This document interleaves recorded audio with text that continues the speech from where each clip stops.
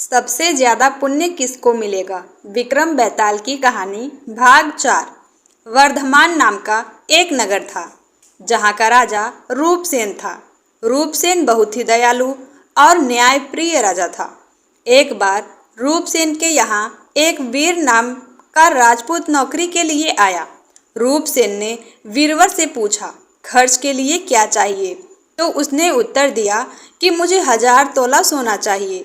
दरबार में बैठे सभी लोगों को सुनकर आश्चर्य हुआ। रूपसेन ने वीरवर से पूछा, तुम कितने लोग हो?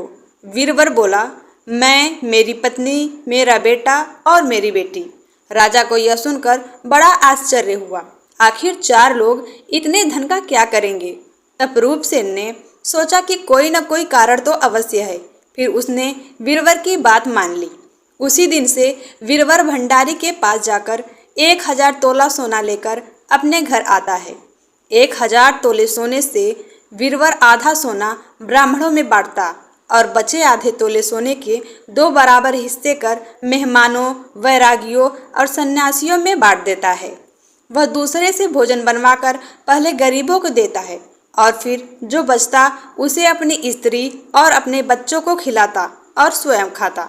उसका कार्य था कि शाम होते ही ढाल तलवार लेकर राजा के पलंग की चौकीदारी करनी थी।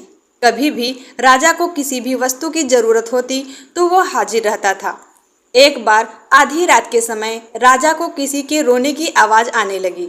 वह आवाज मरघट की तरफ से आ रही थी। राजा ने वीरवर को आवाज लगाई तो वह राजा के समक्ष उपस्थित हो गया। राजा रूपसेन ने वीरवर से कहा, मुझे मरघट की ओर से किसी की रोने की आवाज आ रही है। जाओ और पता लगाओ कि इतनी रात गए कौन रो रहा है और क्यों रो रहा है। राजा का आदेश सुनकर वीरवर तत्काल मरघट की तरफ चल देता है। मरघट पर जाकर देखा, सिर से पांव तक गहने पहने एक स्त्री नृत्य कर रही है। कभी कूद रही है, कभी सिर पीट पीट कर रो रही है, लेकिन उसकी आंखों में एक भी आंसू की बूंद नहीं है। वीरवर ने पूछा, तुम कौन हो और रोते क्यों हो? उसने कहा, मैं राजलक्ष्मी हूँ। मैं इसलिए रोती हूँ क्योंकि राजा रूपसेन के घर में खोटे काम होने लग गए हैं और अब वहाँ जल्दी ही दरिद्रता का डेरा पड़ने वाला है। मैं वहाँ से चली जाऊँगी और राजा दुखी होकर 1 माह में मर जाएगा।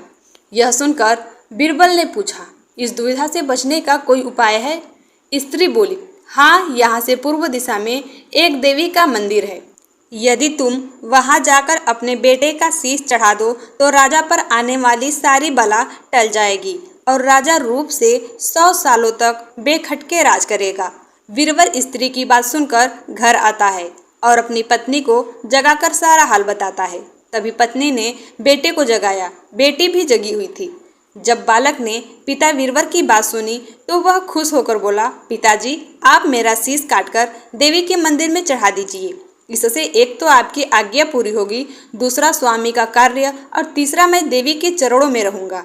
इससे बढ़कर मेरे लिए और बात क्या होगी? आप शीघ्रता करें। वीरवर अपनी पत्नी को कहता है, अब तुम बताओ। पत्नी ने कहा, पत्नी का धर्म पति की सेवा करने में है। इसके बाद चारों देवी के मंदिर जाते हैं, जहाँ वीरवर हाथ जोड़कर कहता है, हे देवी, मैं अपने पुत्र की बलि दे रहा हूँ। आप मेरे राजा रूपसेन की उम्र 100 बरस करें और उनके राज्य पर आने वाली हर विपदा को दूर करे।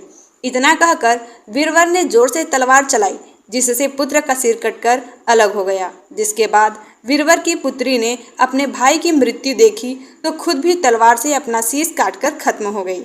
बेटा बेटी के मर जाने के बाद वीरवर की पत्नी भी दुखी हो गए और उन्होंने भी अपनी गर्दन काट ली। इससे पश्चात वीरवर ने सोचा, जब मेरा पूरा परिवार ही खत्म हो गया तो मैं जीवित रह के क्या करूँगा, और उसने भी अपना सिर काट लिया। जब राजा को यह बात पता चली तो राजा रूपसेन बहुत दुखी हुआ। राजा ने सोचा, अकेले राजा के प्राणों की रक्षा करने के लिए 4 प्राणियों ने अपनी जान दे दी है। राजा स्वयं को धिक्कारने लगा और राजा ने भी तलवार उठाकर जैसे ही अपनी गर्दन काटने लगा तभी देवी प्रकट होकर बोली, मैं तेरे से बहुत प्रसन्न हूँ। जो तू वर मांगेगा मैं दे दूंगी।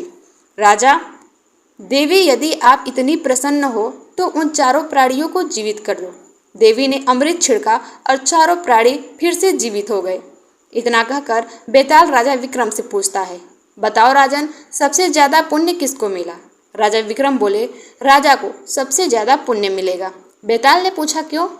राजा विक्रम बोले, राजा को सबसे ज्यादा पुण्य इसलिए क्योंकि स्वामी के लिए नौकर का प्राण देना धर्म है, लेकिन नौकर के लिए राजा का राजपाट छोड़ दे और अपनी पत्नी जान देने को तैयार हो जाए तो यह बहुत बड़ी बात है। इतना सुनकर बेताल गायब हो गया और वापस पीपल के पेड़ पर जाकर लटक गया। राजा विक्रम फिर से दौड़कर जाते हैं और बेताल को पकड़कर चल देते हैं।